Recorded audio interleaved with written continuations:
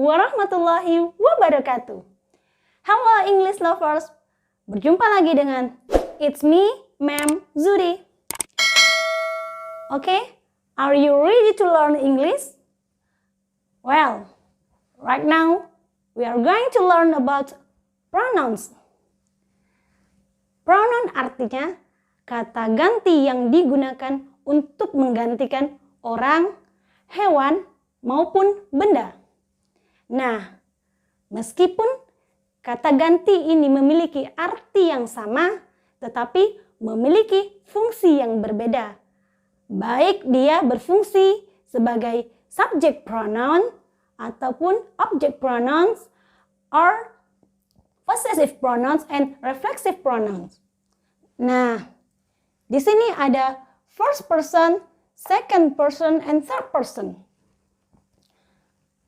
First person atau orang pertama yang berbicara.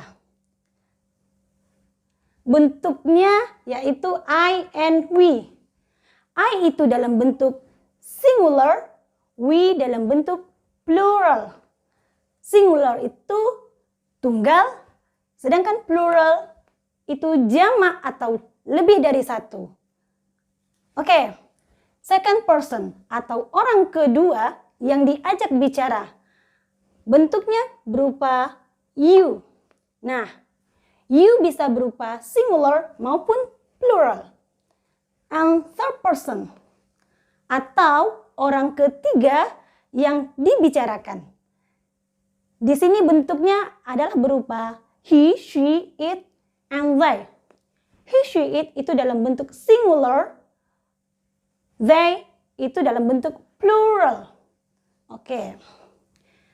Nah, seperti yang sudah saya jelaskan sebelumnya, bahwa pronoun itu bisa berfungsi sebagai subjek maupun objek di dalam sebuah kalimat.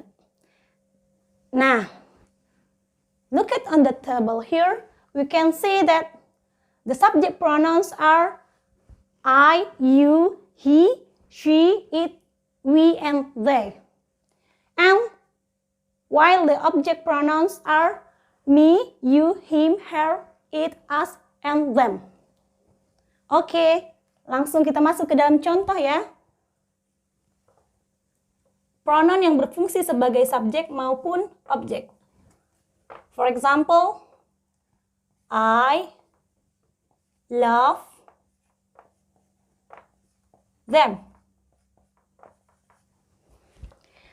I di sini fungsinya adalah sebagai subjek, sedangkan them berfungsi sebagai object pronouns.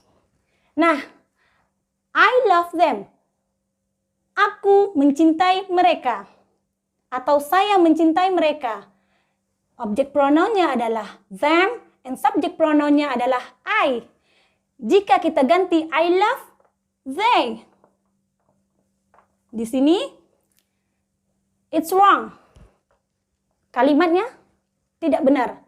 Yang benar adalah I love them karena them di sini merupakan object pronoun. Kita bisa lihat the object pronouns here. Oke. Possessive adjective. Possessive adjective yaitu kata ganti yang menyatakan kepemilikan terhadap noun atau kata benda. Nah, possessive adjective ini tidak dapat berdiri sendiri. Artinya harus dibantu oleh kata benda atau noun. Adjektif di sini terletak di depan kata benda.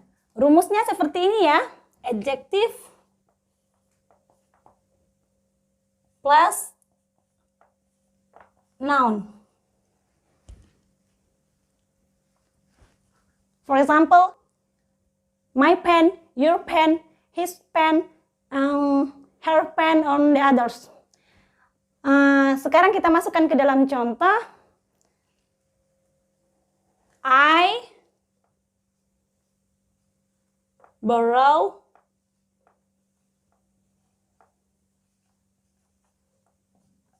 your book. I borrow your book.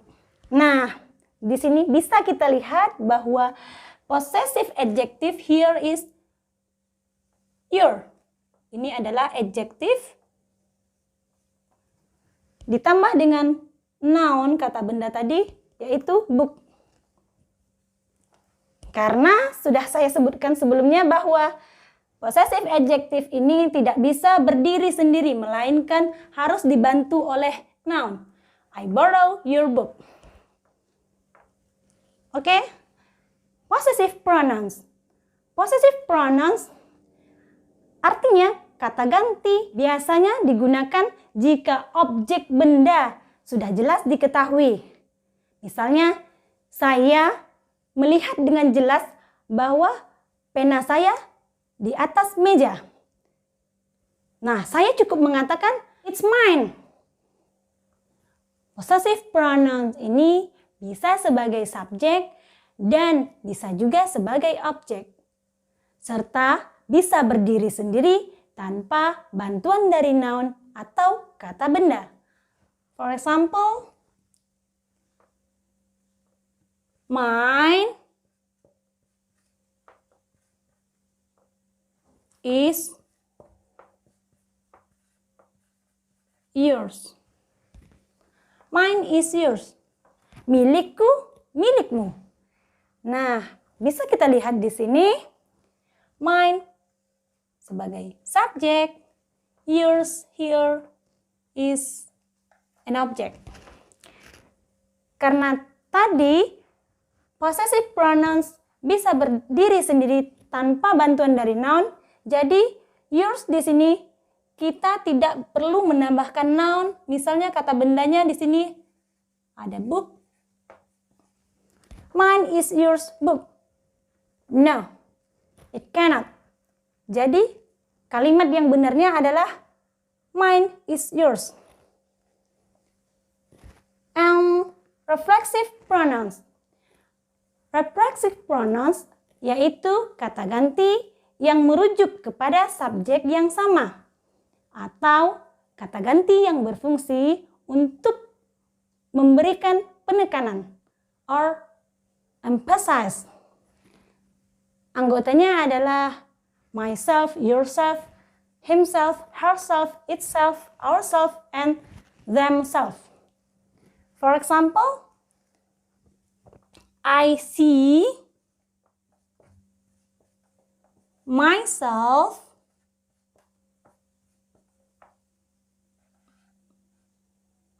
myself in the mirror.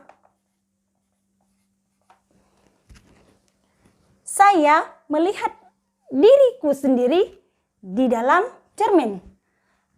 Myself di sini memberikan penekanan kepada subjek I. Oke, bagaimana?